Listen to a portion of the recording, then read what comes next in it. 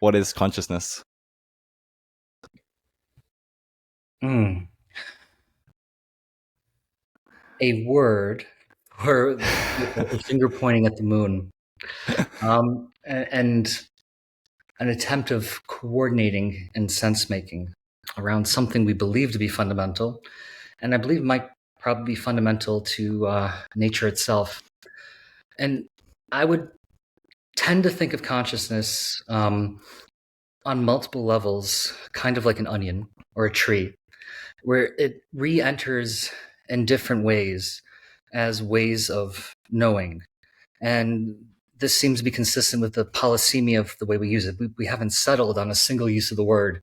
And so we're kind of negotiating what we mean by consciousness based on the different people who have contribute ideas of different degrees of being well fleshed out or useful or have particular interests. But I would go maybe back to like a kind of like maybe something even before consciousness, like something like predictive information or a capacity for modeling or mind. And then ways that this information can be organized to actually represent in different ways, maybe with things like explicit representation.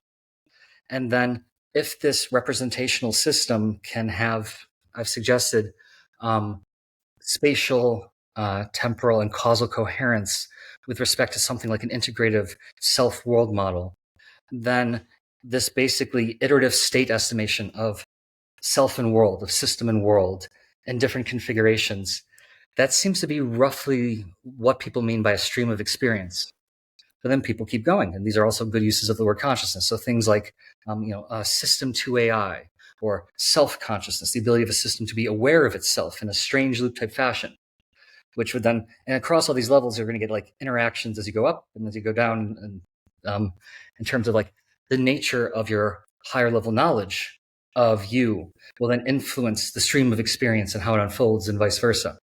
And so we can keep going up to maybe at the pinnacle that our monkey brains are capable of handling, something like self-reflexive autonoetic self-consciousness, and things of that nature. And then we can go all the way back to something where it's like, should we call it consciousness or not? And then we debate about it. I tend to take a kind of intermediate position that's slightly panpsychist in that there might be a certain intelligence around everything that somehow manages to temporarily skirt the second law while serving in everything it does. I'm butchering the thermodynamics, but the idea of like the fact that things exist is, how the heck do they do that? How do they keep thinking? How do they not get like mixed up in the meat grinder of existence? Some kind of predictive information they seem to be able to leverage. So some kind of, you could call it mind-like thing, intelligence modeling. Do you want to call that consciousness? Not sure. Do you want to call it psyche? Maybe. It depends how you want to use words. And so in general, I'm in favor of like just adding words and then being clear about what we mean by our word conjunctions of what possible worlds we're picking out, and then pegging it to the discourse we're having. And they seem like multiple good discourses, and I don't like to say like you should use the word this way and not that way. Who the heck am I to Yeah. say that? So for me, the place I focus on consciousness is on what would it take to generate a stream of experience from a point of view. How do you get a system to have a something like an egocentric reference frame, and this structuring a generative process of filling in likely sensory states conditioned on a causal transition model and a self-world model. Mm. That's roughly Yeah, how. yeah.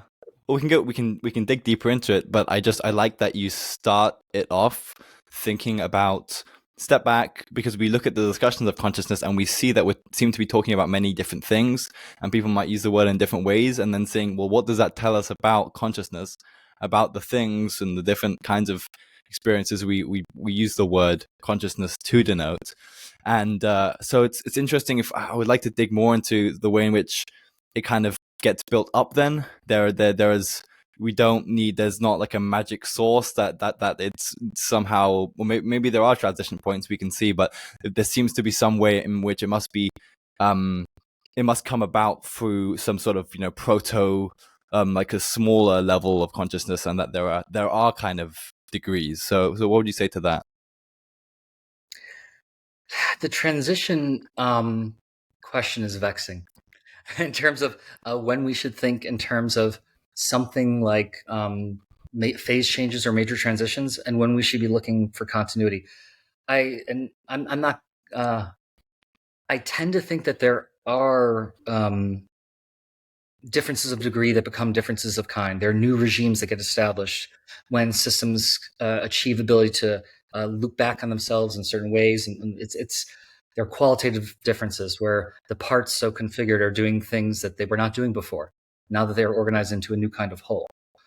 That being said, like I would never want to abandon like life mind continuity, and I would never want to assume some sort of like, even if it feels compelling, like that that basically, like, if something feels like a difference in kind, that is a natural kind of some, that like natural selection selected that as a mechanism, and there's something new that's happening.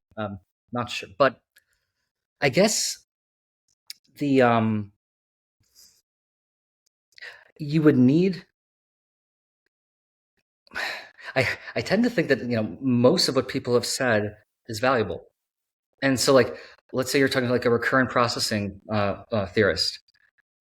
Yes, absolutely. So at some point, like the system would have to be able to have rich enough recurrent dynamics that you could get something like a multi-scale rhythmic hierarchy of patterns that could achieve closure in a certain way that could both basically that it could do iterative state estimation, that could both inform and be informed by perception action cycles on the time scale of their formation.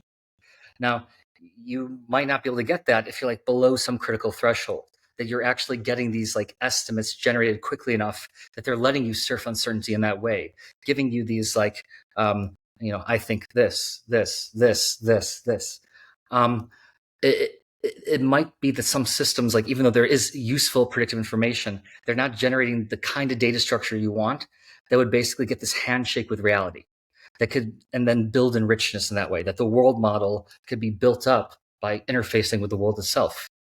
There will be predictive information, but the intuition is that there's a certain special kind where I can now organize this relative to my coherent sensorium, where all my different modalities and the ways that they interrelate, I'm doing a good job of tracking them.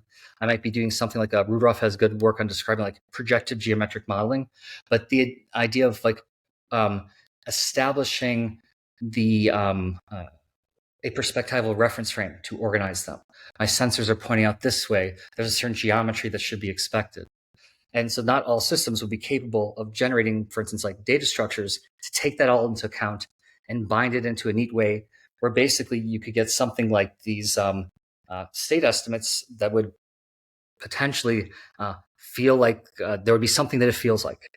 So I guess the take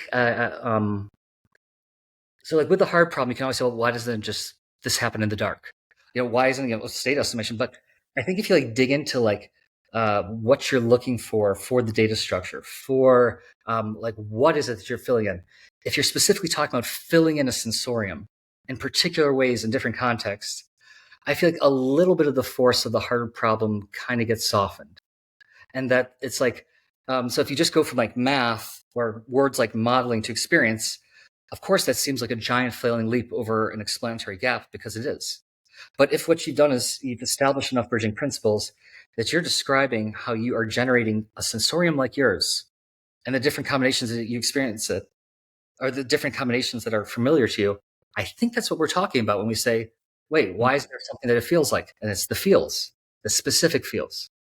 So in terms of like the gradient issue, there could be, going back even before the universe, like, it is the story of the origin of the universe of some kind of mindedness, some kind of modeling property, some sort of mutual information that can build on itself.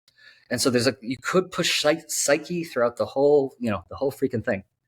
But Hmm. to actually get something like I don't want to say a movie in your head, but for a world to appear to a being from a point of view and to have it be a stream of experience, I believe this is an adaptation that's useful for cybernetic control. I think it's the essential thing we're going to need to focus on for things like psychiatry and eventually for artificial intelligence. And so there's value in the panpsychist move, I think, of looking at the life-mind continuity, the way that these aren't always necessarily distinct, that some of these properties are elsewhere, could be realized by other means. And there's preconditions for the game to work at all in terms of things like a self-organizing survival system. We wouldn't even be talking about like Yeah. building brains otherwise, but I still tend to be a little bit more, I guess, conservative than some of my panpsychist brethren, that I'm thinking like there were some major transitions for particular adaptations. Like life took its sweet time before it made us.